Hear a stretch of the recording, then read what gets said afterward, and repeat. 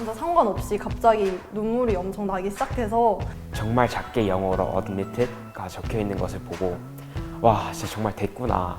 휴대폰을 못 뒤집겠어서 뒤집어 놨는데 테이블 위로 살짝 이제 총장님의 얼굴이 비치는 거예요. 그래서 헐, 엥, 대박 싶었다가 딱 합격 절차이 열리자 정말 심장이 두근거렸어요. 안도와 기쁨의 눈물을 흘렸던 것이 기억에 납니다.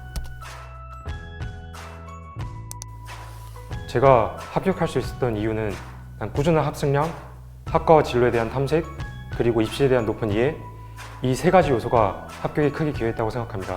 네, 저의 가장 큰 합격 이유는 철저한 내신 관리였다고 생각합니다.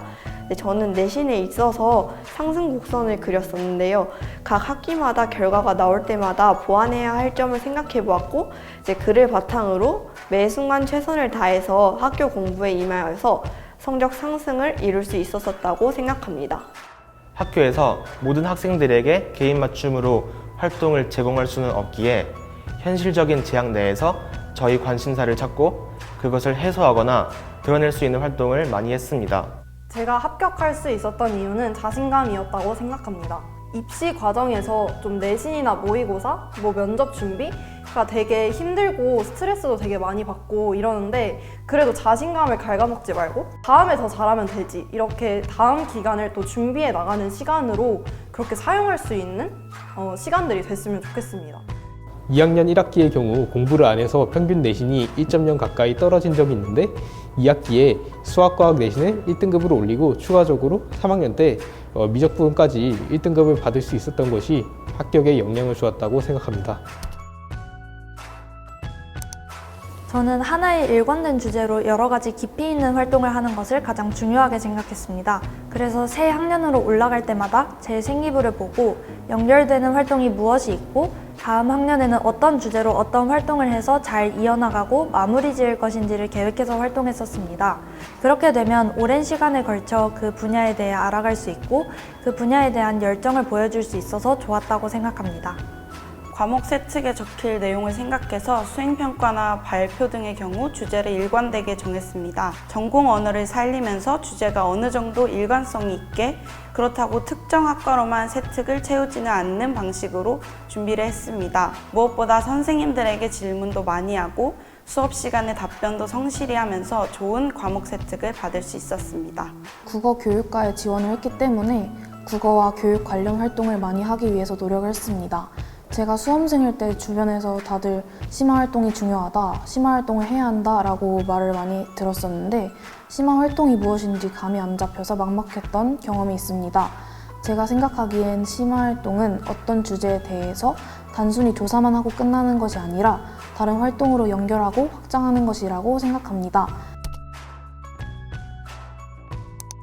동아리에서는 전반적으로 전공 적합성을 어필하려고 했어요. 내가 이렇게 이 학과에 걸맞는 사람이다 라는 걸 직접적으로 보여주기 위해서는 동아리가 가장 적합한 것 같아요. 저는 교육도서 읽기, 수업 실현하기, 교사 사명서 쓰기, 교육 토론하기 같은 완전히 교육을 보여줄 수 있는 활동을 했었어요.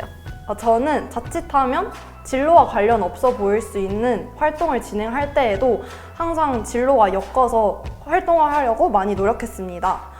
저는 미디어 심화 탐구 창특에서 활동을 했었는데 제가 2, 3학년 때는 미디어 진로가 아니었어서 좀 의미 없게 벌어질 수 있었던 창특 활동들을 최대한 진로에 맞게 연관을 지어 의미 있는 활동이 될 수 있도록 노력했습니다.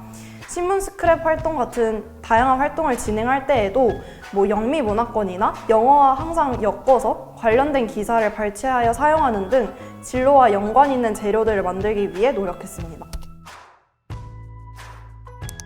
네, 독서는 다양성이 중요하다고 생각합니다.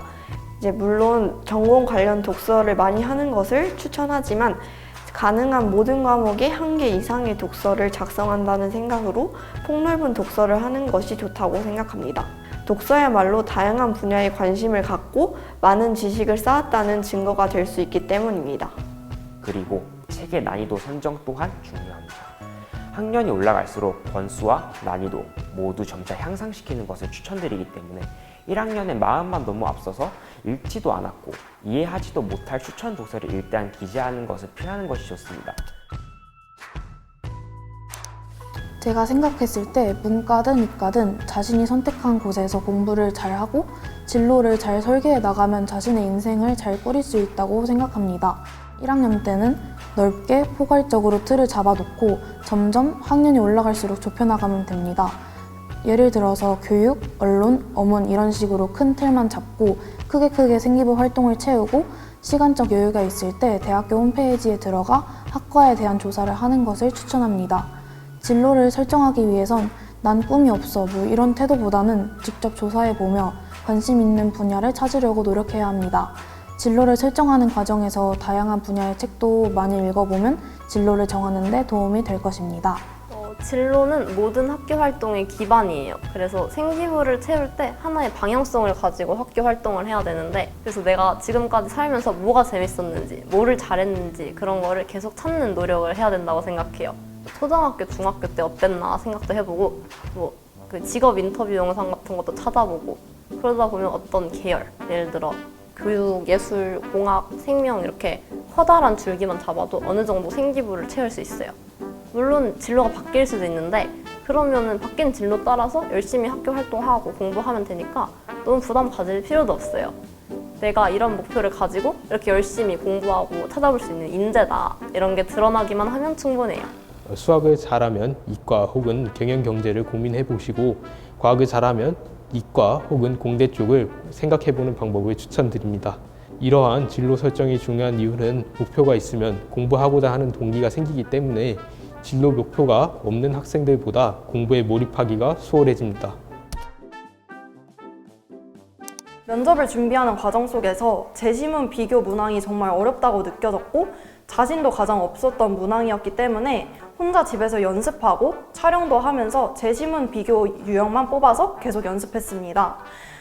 이러한 과정들을 통해서 좀 고쳐야 할 점들, 개선해야 될 점들을 스스로 개선해 나갔고, 그래서 더욱 면접에 자신감 있는 모습으로 임할 수 있었다고 생각합니다. 면접 준비를 할 때 예상 질문에 대한 답변만 준비하지 말고 이런 자유롭게 하고 싶은 말도 준비해보면 좋을 것 같습니다.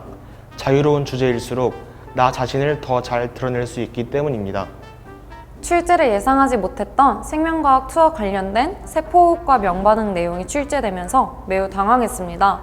준비 시간이 총 8분 정도 주어지는데 문제 3번을 분석하는 데 4분 정도 사용했을 때쯤 얼마 전에 생명과학 2 수행평가를 준비하며 봤던 내용이 떠올랐습니다.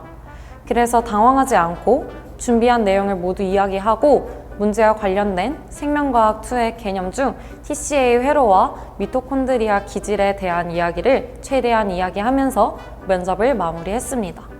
이와 같이 면접 그 자체를 준비하는 것도 중요하지만 자신이 가는 학과에 대한 배경 지식을 많이 쌓아놓는 것도 추가 질문에 대비해서 좋을 것이라고 생각합니다. 이건 또 다른 제 개인적인 팁인데 면접을 보기 전에 지원하는 과 홈페이지에 들어가서 교수님들의 얼굴을 익히는 걸 추천합니다. 그렇게 하고 면접장에 가면 딱 어제 봤던 익숙한 분들이 계셔서 덜 떨리는 효과가 있는 것 같습니다. 생기부에 정량적, 정성적 분석을 바탕으로 어떤 학교들을 지원할 수 있는지, 지원한다면 어떤 전형이 유리한지, 안정 지원의 기준은 어떻게 설정하는지 등을 자세히 알려주셨습니다. 또한 생기부의 부족한 부분과 장점을 알려주셔서 장점은 강화하고 단점은 보완한 상태로 생기부 마감을 하는 데 도움이 되었습니다. 저는 수시 카드를 확정짓는 것에 있어서 큰 도움을 받았습니다. 그 당시 제가 모의고사 성적이 꾸준히 높게 나와서 수시 카드를 결정하는 데 있어서 고민이 많았는데 여러 해를 거치며 쌓인 많은 데이터를 바탕으로 제가 수시로 충분히 연고대는 합격할 수 있으니 수능을 잘 볼 경우를 생각해 수능 후 면접이 있는 서울대, 연세대, 고려대 이 세 학교만 쓰기를 추천하셨습니다. 처음에는 3장만 쓴다는 것에 대한 불안감도 많이 느꼈지만 수시와 정시 모두를 챙기는 선택이라는 생각이 들었고 이는 지금 돌이켜 생각해보면 정말 다행이었다고 생각합니다. 이처럼 저의 상황에 꼭 맞는 카드를 결정하는 데 있어서 정말 큰 도움을 받을 수 있었습니다. 컨설팅에서 예측해 주신 대로 저는 수능을 모의고사와 비슷하게 오히려 가장 잘 보았고 모든 수능 최저를 다 충족했습니다. 만약 제가 수시 6장을 다 썼다면 뭐 수시로 하나는 붙겠지라는 마음가짐으로 후반부에 수능 공부를 열심히 안 했을 수도 있다고 생각합니다. 모의고사 점수와 생기부를 정확하게 분석해 주셔서 저한테 놓여진 상황에서 최고의 결과를 낳게 된 것 같습니다. 국영수 같은 경우에는 내신이 수능 과목과 동일했고 내신 시험 범위도 수능 연계 교재였기 때문에 수능, 내신 가리지 않고 항상 최선을 다해 공부했던 것 같습니다. 실제로 3학년 1학기 내신 시험 범위였던 작품이 6월 모의고사에 그대로 출제되기도 했었고 미적분은 오히려 모의고사보다 내신이 더 다양한 아이디어를 요구하는 문제들이 많았었습니다. 내신과 수능이 가장 연계가 많이 되는 부분은 탐구 과목인 것 같습니다. 내신 준비 때 개념과 기초를 잘 다져놓고 3학년 때 응용 문제를 맞추는 훈련만 하면 수능도 점수를 잘 받을 수 있기 때문에 공부를 편하고 재밌게 했던 것 같습니다. 내신 공부할 때 배웠던 기초적인 개념들은 결국 수능을 준비할 때에도 많이 연계가 되기 때문에 이 수능 공부를 하기 위해서 내신 공부를 포기한다는 것은 사실상 불가능한 것이고 그렇기 때문에 수능을 대비하기 위해서는 내신 공부도 철저히 해야 한다고 생각합니다. 영어나 국어 같은 경우 내신과 수능의 시작점은 기본적으로 탄탄한 기초와 독해 능력으로 동일하다고 생각합니다. 다만 내신은 단기간에 주어진 내용을 얼마나 많이 외우고 응용하느냐가 중요한 것 같고 수능은 장기적으로 자신의 공부법을 찾아 그 과목 자체를 자신의 것으로 어떻게 만드냐가 중요한 것 같습니다. 최선어학원의 좋은 점은 선생님들의 꼼꼼함과 다양한 자료를 준비해 주신다는 점인 것 같습니다. 최선에서는 시험에 나올 수 있는 세세한 모든 것들을 수업 시간에 알려주었고 적중률도 매우 높았었습니다. 또한 다양한 자료와 문제, 쉽게 구할 수 없는 기출문제들을 준비해 주어가지고 시험에 완벽하게 대비할 수 있게 해주었습니다. 최선어학원에서 가장 차별화된 점은 선생님들이라고 생각합니다.